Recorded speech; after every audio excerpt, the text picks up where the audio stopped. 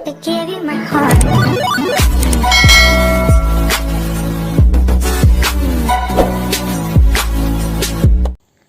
Hi everyone, welcome back to your YouTube channel fashion Mantra with Riya. आज का video थोड़ा सा स्लो वॉइस में बनाऊंगी because I am not well. I hope you all will cooperate. आज के इस वीडियो में हम डिस्कस करेंगे स्टिचिंग टूल्स को। जैसा कि आप लोग बहुत दिन से रिक्वेस्ट कर रहे हैं कि जो भी स्विंग और स्टिचिंग टूल्स हैं उन पर एक वीडियो बना दीजिए मैम।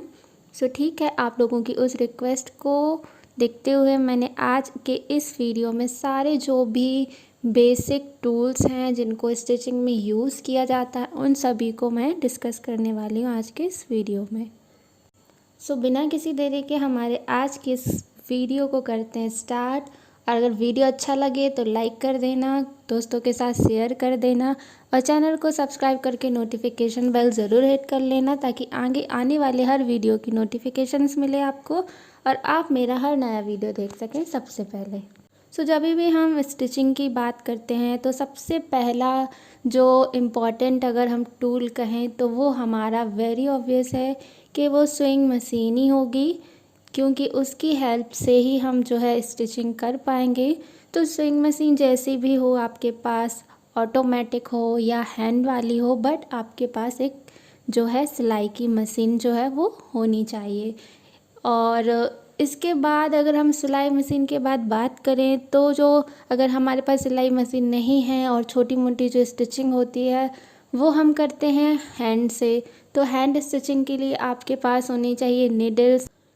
जो हमारा फर्स्ट टूल होगा वो होगा हमारी स्विंग मशीन एंड जो हमारा सेकंड टूल होगा वो होगी हमारी नीडल्स।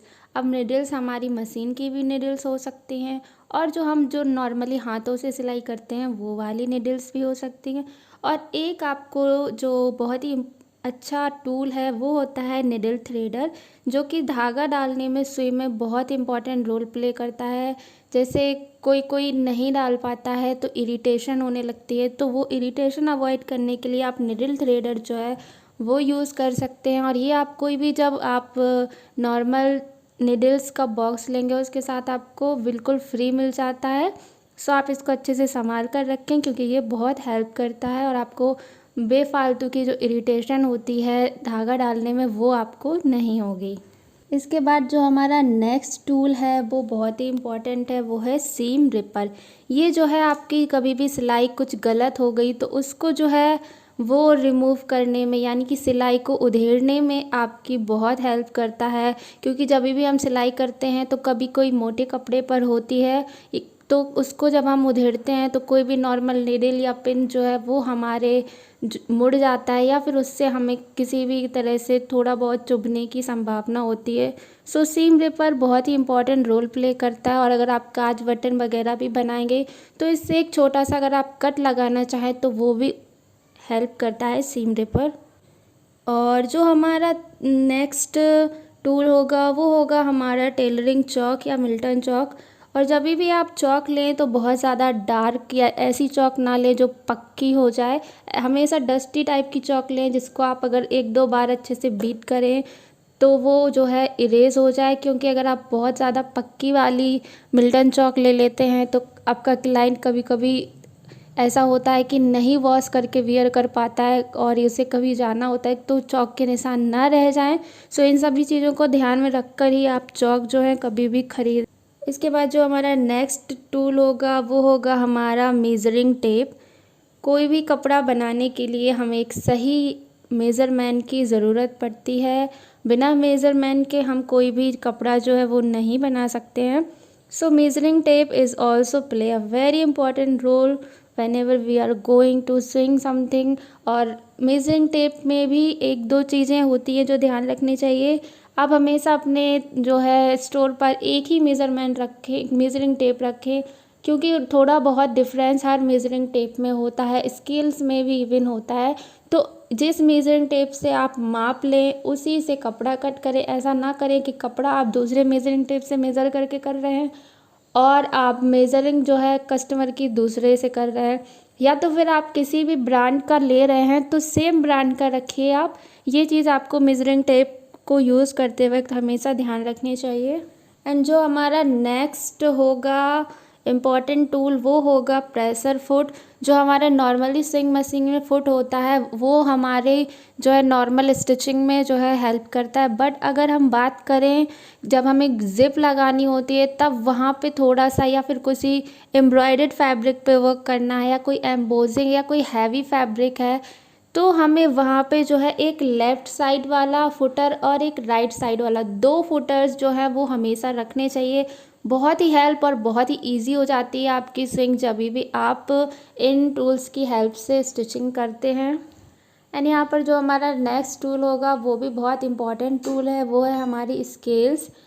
स्केल्स जो हैं वो 3 to 4 टाइप की आती हैं। एक आपकी होगी एल शेप स्केल और एक होगी आपकी स्ट्रेट स्केल। तो इसमें भी 2 टाइप की स्केल होती है, एक छोटी स्केल और एक बड़ी स्केल। इसके बाद आपकी एक होती है लेग स्केल, यानी कि जैसे भी हम कुछ चूड़ीदार पजामी या पैंट वगैरह बनाते हैं तो उसमें जो है वो बहुत ही हेल्प करती है। और एक होगी हमारी आर्म कर्व स्केल और एक स्केल होगी हमारी हिप कर्व स्केल। और इसी के साथ जैसा कि मैंने आपको जब मैं पैटर्न मेकिंग क्लास ले रही थी तब मैंने आपको कर्विंग स्केल दिखाई थी, जो कि आर्म होल में बहुत ही अच्छे से आर्म होल अगर हम डिज़ाइन करते हैं तो हो जाता है। सो आर्म होल के लिए भी आपको आर्म होल स्केल जो है लेनी चाहिए, क्योंकि जब भी आप आर्म होल डिज़ाइन करते हैं तो एक परफेक्ट शेप जो है कर्विंग स्केल आपको देती है। सो ये डिफरेंट काइंड की स्केल हो गई। इसके साथ ही फ्रेंच कर्व स्केल आती हैं जो डिफरेंट काइंड की नेक लाइन्स डिज़ाइन करने में आपकी हेल्प करती हैं। सो यह यहाँ पर इतनी सारी स्केल्स हैं, आप अपनी नीड के अकॉर्डिंग जो भी आपकी नीड्स हैं उसके अकॉर्डिंग स्केल्स जो हैं वो ले सकते हैं। वैसे सबसे इम्पॉर्टेंट जो मुझे लगती है वो एल स्केल हो गई आपकी, और आपकी जो स्ट्रेट स्केल हो गई, कर्विंग स्केल हो गई। बट ये सारी स्केल्स अगर आपके पास होंगी तो आपकी जो कपड़े की कटिंग है वो कहीं ना कहीं बहुत ही ईजी हो जाती है, और एक जो परफेक्ट मेज़रमेंट होता है वो डिज़ाइनर कॉस्ट्यूम्स में बहुत इम्पॉर्टेंट रोल प्ले करता है। सो आप जो है अगर आप कॉस्ट्यूम्स डिज़ाइन करते हैं तो आपको अगर मेज़रमेंट जो है परफेक्ट चाहिए तो आप इन स्केल्स का यूज़ जो है कर सकते हैं। इसके बाद जो हमारा नेक्स्ट टूल होगा वो होगा ट्रेसिंग व्हील। ट्रेसिंग व्हील क्या होता है, इससे जब हमें कोई भी कपड़ा है हमने उसके फ्रंट पर जब हमने कोई भी मार्किंग की है और उसकी बैक पर जो है सेम मार्किंग चाहिए हमें, तो उसके लिए हम ट्रेसिंग व्हील यूज़ करते हैं। ट्रेसिंग व्हील को यूज़ करने से जो हमारे फ्रंट पर जो भी मार्किंग की है वो बैक पर भी चली जाती है। छोटे छोटे से पॉइंट्स जो हैं वो बना देता है आपका ट्रेसिंग व्हील। जैसा कि ट्रेसिंग व्हील आपने और भी चीज़ों में ट्रेसिंग यूज़ की होगी, तो ट्रेसिंग का मतलब तो आपको समझ में आ ही रहा होगा। सो वही रोल प्ले करता है हमारा ट्रेसिंग व्हील। अब इसके बाद हम बात करते हैं सीज़र्स की। सीज़र्स भी बहुत इम्पॉर्टेंट है आपको कटिंग के लिए। जब भी आप कोई भी कपड़ा कट करेंगे तो आपको एक बहुत ही शार्प जो है आपकी सीज़र्स होनी चाहिए, क्योंकि जितनी सीज़र्स आपकी साफ़ होगी उतनी ही अच्छे से आपकी कटिंग हो जाएगी। और सीज़र्स भी जो है वो 2 टाइप की यूज होती है मोस्टली। एक तो आपकी नॉर्मल सीज़र्स जो है वो यूज़ होती है, और एक सीज़र्स होती है जिसको हम जिगजैग सीज़र बोलते हैं। उससे क्या होता है, कोई भी कपड़ा है जिसके धागे बहुत ज़्यादा निकलते हैं तो वहाँ पर कट देने के लिए हम यूज़ करते हैं जिगजैग सीज़र्स। क्योंकि जिगजैग सीज़र्स क्या होती है कि जिगजैग टाइप से आपकी कटिंग करती है, सो वहाँ से थ्रेड के निकलने का जो एक रिस्क होता है वो एकदम ख़त्म हो जाता है। अगर आप बेबी फ्रॉक्स में देखें या फिर कोई भी डिज़ाइनर स्कार्फ या कुछ भी आप कोई डिज़ाइनर आउटफिट है उसकी कटिंग जो है उसमें एक डिज़ाइनर लुक देना चाहते हैं, सो आप जिगजैग सीज़र्स यूज़ कर सकते हैं। जब हम लोग ने गारमेंट मेकिंग की फ़ाइल बनाई थी तो बहुत सारे ऐसे स्वॉचेस थे फैब्रिक के जो हम लोगों ने कलेक्ट किए थे। तो कुछ स्वॉचेस ऐसे थे जिसमें से थ्रेड जो है निकल रहा था और हम उस पर स्टिच करके उसको गंदा लुक नहीं देना चाहते थे, तो वहाँ पर हमने जो है जिगजैग सीज़र्स का यूज़ किया था, और उससे क्या हुआ था, जो भी कपड़ा है उसका धागा नहीं निकलता है। सो आपके लिए ये दोनों टाइप की सीज़र्स भी होना बहुत इम्पॉर्टेंट होती हैं। सो अब हम नेक्स्ट बात करेंगे हमारे पिन्स के लिए। सो ये जो हमारे पिन्स हैं, जैसा कि आप इमेज में देख ही रहे हैं, सो ये पिन्स जो हैं कपड़े को सिक्योर करने के लिए हेल्प करते हैं। कपड़ा आपका खिसके ना स्टिचिंग के या कटिंग करते टाइम, सो उसके सिक्योर करने के लिए पिन्स का यूज़ करना बहुत अच्छा होता है। इससे क्या होता है, हमारी स्टिचिंग जो होती है वो बहुत फाइनली हो जाती है। स्टिचिंग और कटिंग दोनों में ही बहुत अच्छे से हेल्प करते हैं। So yes, pins is also very important. And in pins को रखने के लिए, एक जगह कलेक्ट करने के लिए डिज़ाइनर्स जो होते हैं पिन कुशन्स का यूज़ करते हैं। So pin cushion is also important. इसके बाद जो नेक्स्ट होगा वो होगा थ्रेड। जैसा कि आप सभी को पता ही है, बिना धागे के कोई भी कपड़ा सिलना नामुमकिन है। So yes, thread is also very important. और थ्रेड जो है बहुत टाइप के होते हैं, आप लोगों को पता ही है। आपके रेशम के धागे होते हैं, नॉर्मली धागे होते हैं, बट और जो हमारे एंकर के धागे होते हैं एम्ब्रॉयडरी में काम करते हैं। कुछ वायर्स टाइप के धागे होते हैं और बहुत टाइप के धागे होते हैं, बट नॉर्मली जनरली हम थ्रेड ही यूज़ करते हैं। So yes, thread is also important. इसके बाद अगर हम बात करें थोड़े और इम्पॉर्टेंट टूल की, तो वो हो जाएगा हमारा आयरन एंड वाटर स्पेयर। क्योंकि आयरन जो है, जब भी हम कोई भी गारमेंट स्टिच करते हैं, उसके साथ स्टिच करने से पहले अगर हम उसको प्रेसिंग करते हैं तो जो है हमारी स्टिचिंग बहुत ही फाइनली जो है वो हो जाती है। जितने भी बड़े बड़े डिज़ाइनर्स के आउटफिट बनाए जाते हैं या नॉर्मली हमारे टेलर्स भी कुछ बनाते हैं, तो आपने देखा होगा वो प्रेस कर कर के स्टिच करते हैं, क्योंकि उससे सिलाई जो है बहुत ही अच्छे से हो जाती है, बहुत ही फिनिश्ड लुक आता है। सो जब भी आप स्टिचिंग करें हमेशा आयरन को भी यूज़ करें। और इसके साथ ही हमें हमेशा एक वाइट कॉटन का क्लॉथ जो है रखना चाहिए, क्योंकि कुछ फैब्रिक्स ऐसे होते हैं जिन पे एम्ब्रॉयडरी होती है या जरी वर्क होता है, या फिर कोई फैब्रिक ही है वो इतनी सॉफ्ट होती है कि हीट को जो है ऑब्जर्व नहीं कर पाती है। सो डायरेक्टली प्रेस को अप्लाई करने से अच्छा है कि आप उसको कॉटन के कपड़े से नीचे रखें और उसके बाद उस पर प्रेसिंग करें। तो ये क्या होता है, कभी कभी हमारा क्लाइंट का कपड़ा है जिसने बहुत महंगा कपड़ा ख़रीदा है, और मान लो वो फैब्रिक नेट का है या कुछ और बहुत ही सॉफ्ट सा फैब्रिक है, या फिर उस पर कोई वीड वर्क की एम्ब्रॉयडरी है, तो अगर आप डायरेक्ट प्रेस करेंगे तो डैमेज होने की संभावना है। सो हमेशा वाइट क्लॉथ भी अपने पास रखें। और मैं टूल तो नहीं बोलूँगी, बट हाँ, आपको पाइपिंग की जो डिफरेंट डिफरेंट कलर की पाइपिंग आती हैं वो आपको रखनी चाहिए, क्योंकि कोई भी गारमेंट हो उसको फिनिश लुक देने के लिए हमें पाइपिंग जो है वो यूज़ करनी ही होती है। सो पाइपिंग बहुत ही डिफ़िकल्ट हो जाती है। कपड़ा डायगनली आप उसको कट करें, फिर उसको स्टिच करें, फिर उसको फिनिशिंग लुक दें। सम टाइम आपको हाथ से वो फाइनल लुक देना होता है।